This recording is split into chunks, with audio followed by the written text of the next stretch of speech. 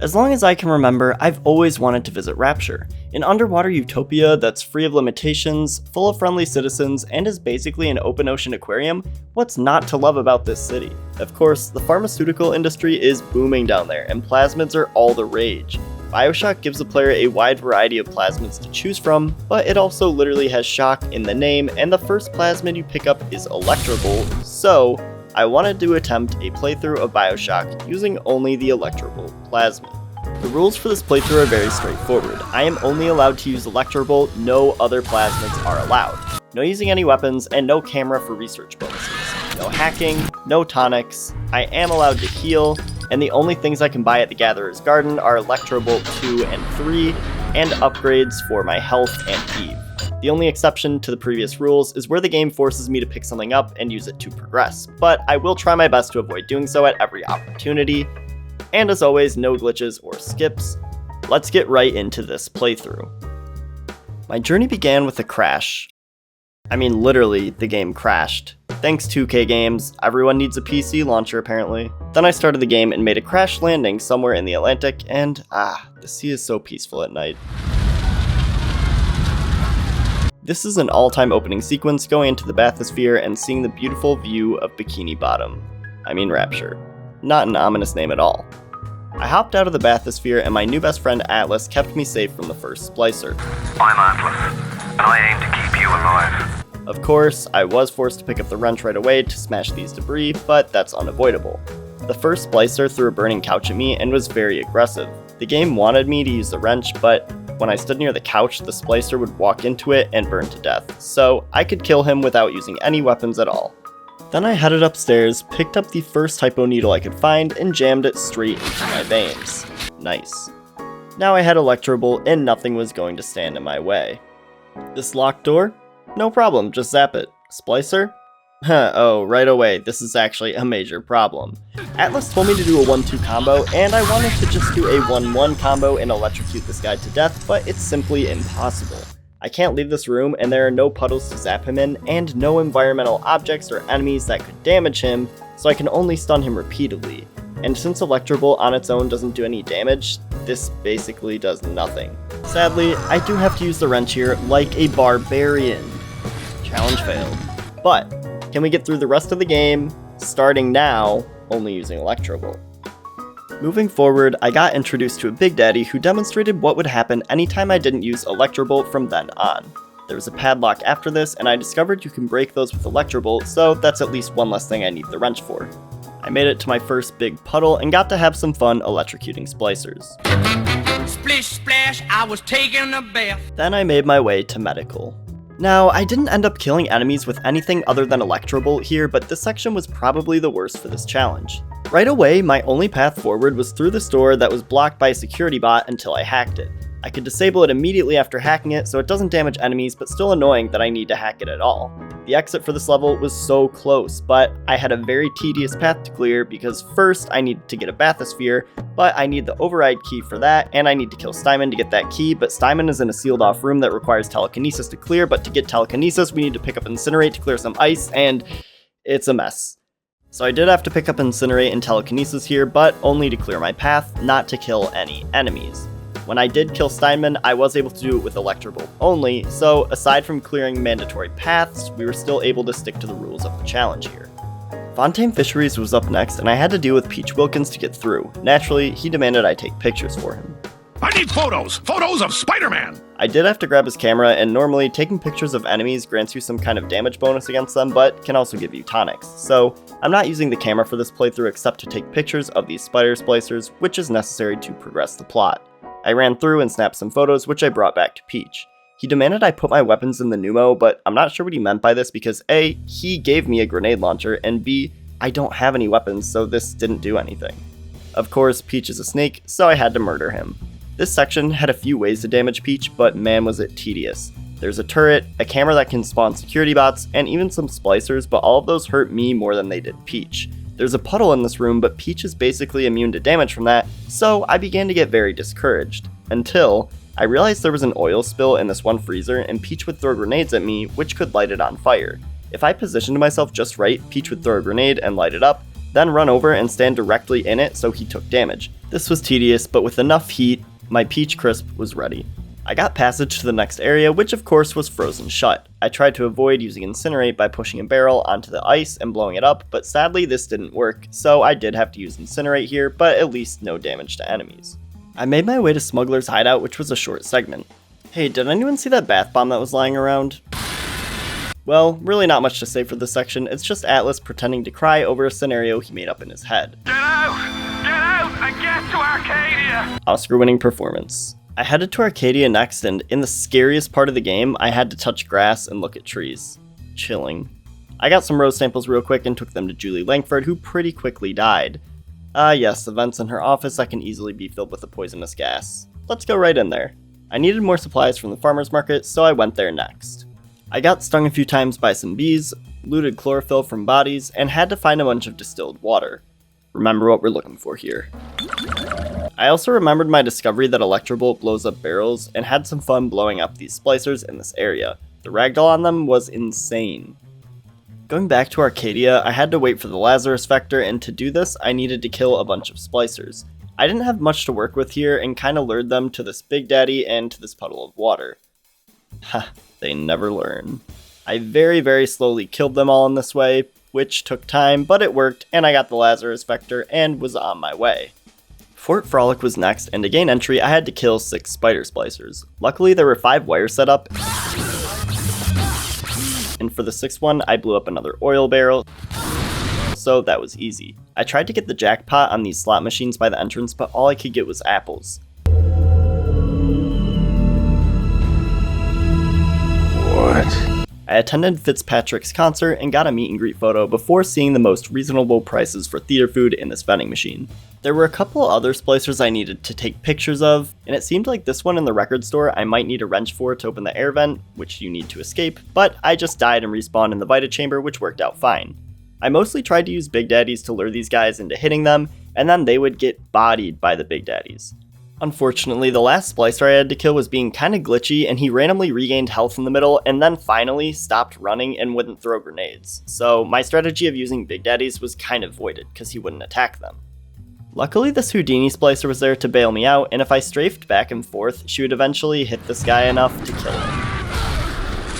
Once I had 3 pictures, Sandra Cohen sent a ton of splicers after me, which took forever to indirectly kill with the Big Daddy since there were no puddles in this area to work with. But eventually I killed all of them and ran into a game-breaking glitch where the final splicer wouldn't spawn in, and I was trapped in this atrium area with no way to progress. The cool thing is, I wasted an hour of my time beating the section twice until I realized this, and then reloaded a save from earlier. Thank God for manual saving in this game, by the way, because it is clutch. So I finally finished this fight and was able to finish Sandra Cohen's masterpiece.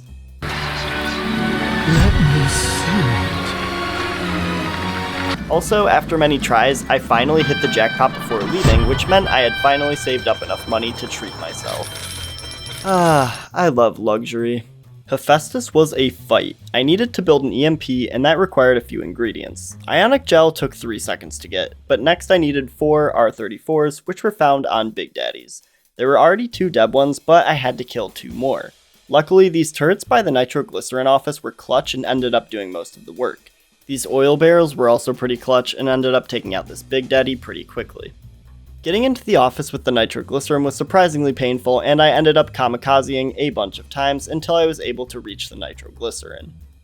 Turning the wheel to rotate this valve also took a lot of deaths, but eventually I was able to set off the EMP and then made my way to Rapture Central Control to face the big bad of BioShock. Communism? No. Capitalism? No. Religion? No. It's actually these scary whale noises that you hear in the tunnels. Next, I went to kill Andrew Ryan with kindness, and this scene was very sad because I had to use his golf club and I couldn't use Electro Bolt on him, but it was a cutscene, so that's fine. Nice shot! Oh, also, he's technically my father. In the biggest plot twist of the game, I found out that Atlas wasn't actually Irish, he was just a theater kid. Nice work, Bio. Boyo? Is that where they get BioShock? He tried to murder me with security bots for saying that, but this has been done before, so it wasn't super effective. These little sisters led me to safety by allowing me to plummet through this air vent, which, really, they couldn't have given me a heads up. I fell into Olympus Heights and Tenenbaum woke me up and said she cured me. This part is kinda weird in context because Jack is actually younger than these little sisters. I grabbed some supplies. That's mine. No, it belongs to everyone. Hey! And then I was on my way. I had to run to get the cure for Fontaine's mind control, and after picking up the first part of this cure, my plasmids were unstable and kept switching. Luckily, I didn't really have to use them anyway, and I just ran to the next part of Lot 192. This part was pretty easy because there was little combat, so after curing myself of mind control, on to Point Prometheus. Killing Jack's father gave him such bad daddy issues that he had to literally become a big daddy. But before I put the helmet on that blocked part of my vision, I backtracked to past areas so I could kill those big daddies and upgrade my health and Eve before the final fight. Here's a quick rundown of each section. In Medical Pavillion, I killed this one big daddy very slowly by alerting security bots and using him as a human shield.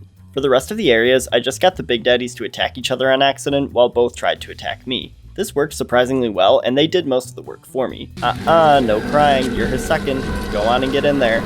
I got a third one to do the same, and to finish him, I got him in the line of fire of these rocket turrets. Also, I discovered that the gifts from Tenenbaum carry over to new areas, so if you don't open a gift, then you can't get any new ones until you open the previous one. This gift had a tonic in it, which I would auto pick up if I took any part of it, so I couldn't get this 200 atom, and that meant that harvesting little sisters would have actually been more profitable, but hey, I'm not that evil. In Arcadia, I used the same strategy as the last group and got all of the big daddies to join my fight club, so they killed each other pretty easily in a big group. This one poor big daddy in the farmer's market was standing in the water, so I made it quick. In Fort Frolic, I got these two bouncers to fight by having them hit each other while targeting me. I ended up leaving one behind because I didn't have a good strategy for killing it and I didn't think I needed the atom. I had already killed the big daddies in Hephaestus, so I didn't need to go back, and I left the ones in Apollo Square because I didn't think I needed the atom. And now back to our regularly scheduled programming. This section is one of the easiest in the game because all I had to do was run around grabbing boots, a suit, and a helmet, then some pheromones, and I got my voice box modified. Well, this looks safe. With my new outfit, it was time to head to Proving Grounds, and this was the toughest part of the game mentally and strategically. For this level, I needed to guide a little sister to gather Atom from 3 corpses in the training section. Of course, when you get the little sisters, you need to use a wrench, but let's not count that because, well, it's a game requirement that doesn't hurt enemies, and I needed a lot of little sisters. Sorry Tenenbaum, this definitely doesn't balance out for the number of little sisters I saved. The biggest issue with this section is that there are a ton of electric splicers who are immune to Electro Bolt throughout the entire level. This was so frustrating because not only could I not kill these splicers in the giant puddles around this area, but I couldn't even stun them with Electro Bolt. It just did nothing. This had me dying on a loop, but also, these splicers would attack the little sisters while they tried to gather Atom from the corpses, so I had to keep getting more. My strategy first was to kind of block the way and take hits from these splicers, which at least gave the little sister enough time to gather Atom. But as I walked with the little sister, these soulless creatures would swing their wrenches, shoot, and even use security bots on them just walking. So I basically had to kill all of the splicers to ensure that the little sister would open the next door I needed to go through. As I already mentioned, Electro Bolt is useless here because these guys spliced with Electro Bolt and were immune to it. The strategies I resorted to were luring splicers to this one burning couch, which could damage them if they stood in the fire. There were a few gas canisters around, so I was able to lure splicers there and blow them up. However, there were so few of them and they didn't do enough damage to kill them in one hit, so I had to be very calculated for these. There were turrets, but since I couldn't hack them, if I stood next to a turret and a splicer tried to swing at me, sometimes it would miss and hit the turret by mistake. This caused the turret to attack the splicer and kill it, so this was a good indirect way to take them out. This section was hell, and I died so many times. Had to go through the slow water, suffer through poorly placed Vita chambers, and watch my kid die on a loop, which I can't show because of YouTube monetization rules. Finally, a big daddy burst through the wall, but luckily it followed me into the water and I could pretty easily zap it to death. So this was a rare case where I actually could kill something with Electro Bolt in this level. This whole area was tough, but eventually I made it and I was well prepared for the Fontaine Fight. With nearly maxed out health and Eve, I was mentally prepared. I thought this fight would be tough with only Electro Bolt, so I needed every advantage I could get, but this fight was a breeze. In this fight, Fontaine has 3 forms: fire, ice, and electric. The first 2 I was able to lure him into this puddle and spam Electro Bolt to deplete his health. I got him down easily with that, so it was no problem. The second part of the fight spawned security bots, but it was really just one bot, and it was pretty much useless. The third and final section of the fight spawned a few splicers, but again, they were such a nothing factor. For the final part, I just lured Fontaine to a few barrels, Zapdos, and took him out with ease. This whole fight was so easy, I was almost surprised, but this section finally reminded me that I was playing the game on easy. Except, I was actually playing it on medium. There's a weird glitch where the difficulty changes to medium, and I have no idea what the cause for this is, but apparently, at some point in the game, it switched to medium. Definitely weird, but I still beat it. Disappointing final boss fight aside, this remains an excellent game. Fontaine is dead, the little sisters are saved, and I am free of mind control. Replaying this was a lot of fun, and BioShock is still an all-time favorite of mine for its unmatched atmosphere. Of course, this was a lot buggier than I remembered, but it's a game from 2007, and for what it's worth, it's still pretty solid. The only time I had to use something other than Electro Bolt to kill a splicer was the 1-2 combo in the beginning of the game. The only plasmids I had to use were Incinerate and Telekinesis, but both of those I only had to use to clear my path, never to kill enemies. I had to pick up the camera, and I also had to pick up the wrench, but even using that could mostly be avoided. Hope you guys enjoyed, this was a fun playthrough, and if you're not already, would you kindly hit the subscribe button. Thanks for watching, I'm Epic Cakes Gaming, and I'll see you in the next one.